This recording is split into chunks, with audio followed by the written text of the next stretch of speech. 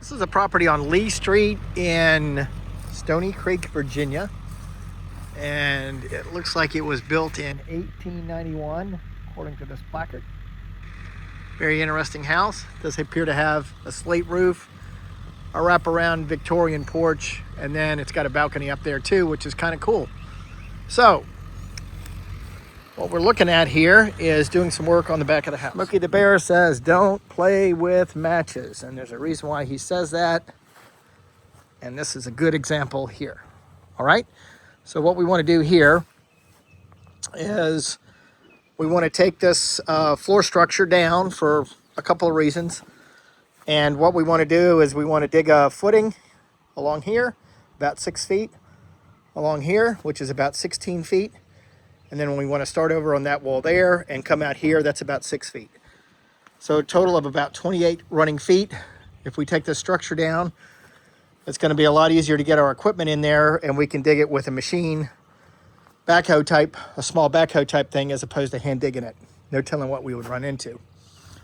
Once we get the footing done, then we want to build a foundation and bring it up to the level of the other foundation over here, the existing foundation, and then we want to repair that foundation and then join it into the new foundation, carry it around there and go across there. Once that's done, we'll take this lumber that we took down, I'm going to stack it up over there, and then we're going to reassemble this. We'll reassemble it to code. The code says that a couple of things. The 2x10 joist, which are here for residential, you can go 15 feet, 10 inches. I measured it. It is 15 feet, 6 inches, so it is right on the edge. If you do that, it would be a code.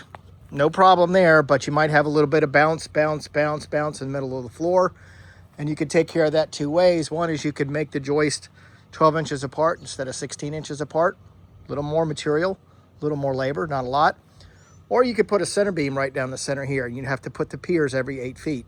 So you could hook into the existing foundation wall that we're going to build here, and then you'd have to put 2 piers there to carry the beam. And that's what we're going to do. Okay, and I'm just going to do a video walk around the house on the outside, and then we'll go inside, point out my observations. First thing that I observed, those lightning rods up there were very popular back in the 20s and 30s. There could be some very valuable metal in the wires that connect it. It is worth investigating. Because while most of them were copper, there were some that had some really valuable metals in them. It could be worth a fortune. It's probably not, but it'd be worth checking out. Most of the house is covered up with siding, aluminum siding, which is not bad. That can be painted.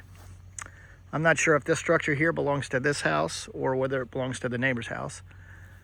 There is no meter there because there's no electricity, no electrical service now. And where there's rust stains on the aluminum siding, that is in all likelihood leaching from an air conditioner or something like that that rusted over the years. The gutters are toast. The roof is toast. I don't know if you want to go back with a slate roof or tear the slate roof off and go back with a shingle roof. Of course, the windows all need to be replaced. This is kind of the spiral staircase is kind of different. All right, and then the back section of the house is extremely low to the ground, which lends itself to attack by termites. And we're going around the back. This is the backyard, big backyard. A Florida room. And then we are back to the section that had the boo-boo. Really cool doorknobs. Don't let those out of your sight. They're worth a fortune. Okay. This is the foyer, which was typical of the architecture of the time. This is the room to the left. Big room, tall ceilings, plaster, probably got some horsehair up in there. Laving. Another room. Somebody wanted to color their chair yellow, so spray painted. And then this is the kitchen. Of course, on a job like this, you're really looking at replacing all the plumbing, all the electrical, all the heating, fixing the structural, drywall and paint. Pretty big job. Flooring, glass work. At the same time, you want to be mindful of the architecture and try to preserve as much of the architecture as possible. And I can't get out to this section because this is where the fire was and this door is locked, but that's off of the area that we were looking at when we were on the outside. And you can see here that electrical panel box is seen. All right, going from the first floor to the second floor. Some really nice, looks like mahogany underneath the paint. Man, if that is the case, whew, what a place, what a place. All right, so this is the second floor hall. Places here that are not structurally sound, which you probably already know. And this is what I call an open concept bathroom, kind of an outhouse. All right, and we're looking down over the area that we were first looking at.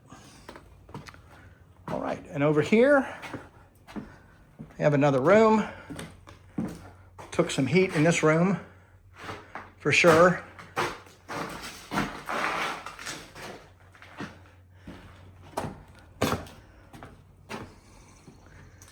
And then back here, a couple more rooms.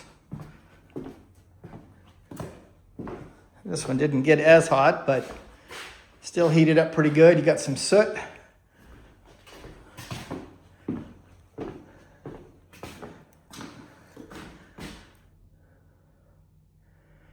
And then this room looks out over the front. It's a metal roof around the porch. Downtown Stoney Creek. And there was some heat in here. See, that was melted. And then going up to the third floor, which is really cool.